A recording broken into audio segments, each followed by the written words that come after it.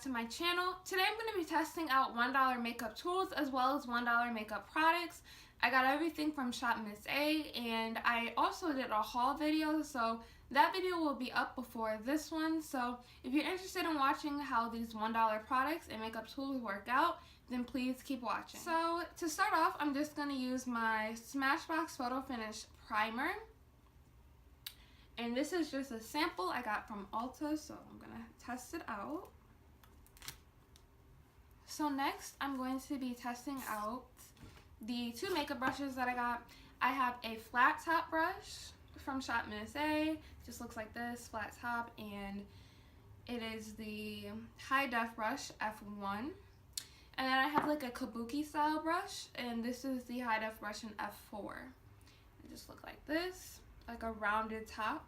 So I'm going to be using my Estee Lauder Double Wear Foundation. I am in the color 4W1 in Honey Bronze. So I'm just going to shake this up. So the foundation doesn't come with like a pump or anything, so I'm just going to kind of pour a little on my brush. I'm going to do half of my face with the flat top brush and then the other half with the Kabuki brush because I don't know how these two work, so I'm going to test them out. So I'm going to do the flat top brush on this side of my face. Just going to put a little bit on the brush. Not too much. And then I'm just going to some here. So the brush is soft. It's blending nicely. I don't really have to put in too much, like I'm already pretty much done.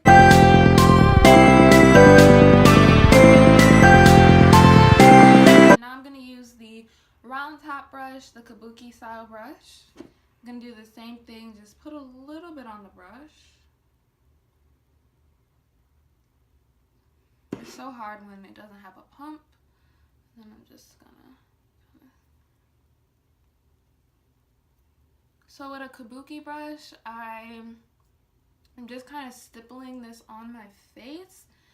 I believe if I stipple instead of probably swiping the product across my face, it won't look so streaky.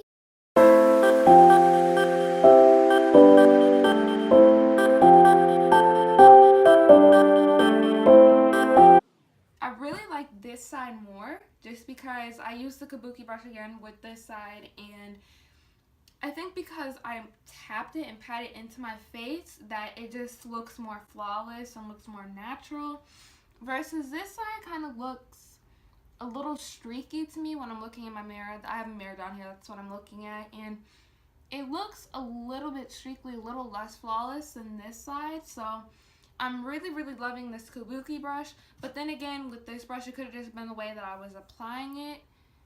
I could also stipple it on and it would probably turn out the same. I was like swiping it, so next time I'll probably stipple it on. But I really love the coverage that this really gives, and also this is an awesome foundation, so I love it. It's an A from me.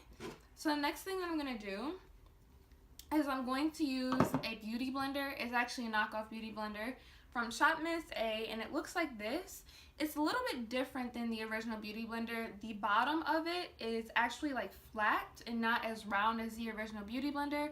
So I have a hard time trying out knockoff beauty blenders because a lot of them, it doesn't go well. When companies or brands try to make beauty blenders, it never turns out the same. But I said, why not give this a go? It's only $1 versus a $20 beauty blender. So if this blends out my concealer really well, then I can order a bunch of these from ShopMissA and not have to pay $20 for just one of them. So this is dry right now, so it's pretty small. It looks like the same size as the beauty blender when it's dry. So I'm going to go ahead and I'm going to dampen it. So now that my beauty blender is all damp, like it increased in size. Like it's like 3 times the size that it was. Like guys, it's huge. It's super soft and like bouncy. So I'm really excited to use this. So I'm going to use it to blend out my concealer. So I'm going to be using the Girl Pro Conceal.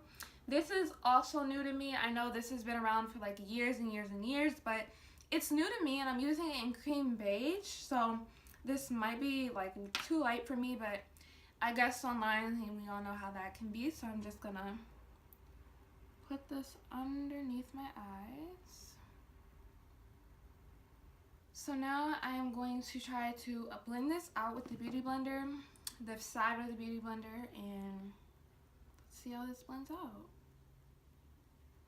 So it's really soft, it's not too hard on my face, and it looks like it's blending out pretty well from what I can see right now.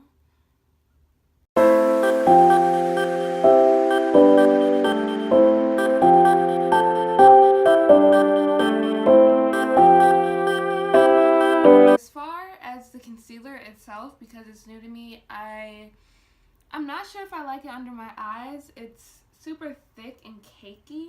I know like this is like everyone's holy grail concealer, but it's super thick and cakey for my under eyes. But the Beauty Blender itself, I think, did a good job of blending it out. It's just the concealer is just cakey. So I'm going to actually set it with this Airspun powder. Is I have a cream contour stick that I've been wanting to try, do more cream contouring. This is the LA Colors contour stick, and I don't know if they had different shades, but I just saw this one, so I'm just going to try to cream contour and see how I like it. It's super creamy on my face. And then I'm just going to use my Beauty Blender again to kind of buff it out.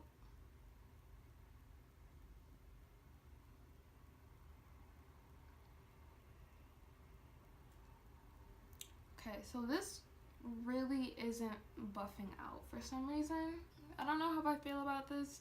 On this side it blended out okay when I added more, but I don't know. I'm going to go finish the rest of my face, and I will be back with how I feel about everything, and we'll have a chat. So all of my makeup is done, everything's completed, and now I can tell you guys my final thoughts. So these two brushes, I absolutely love them. They are amazing. Like, you cannot get any better than these. Like, they're only $1, guys. Like, there's absolutely nothing to lose. And the only problem I have with this flat top brush here is that it didn't really blend as nicely as the Kabuki brush, but again, I was also kind of swiping it on my face, which is why I saw streaks on this side of my face. So I think if I just stipple it like I did with the Kabuki brush, then it would give the same coverage.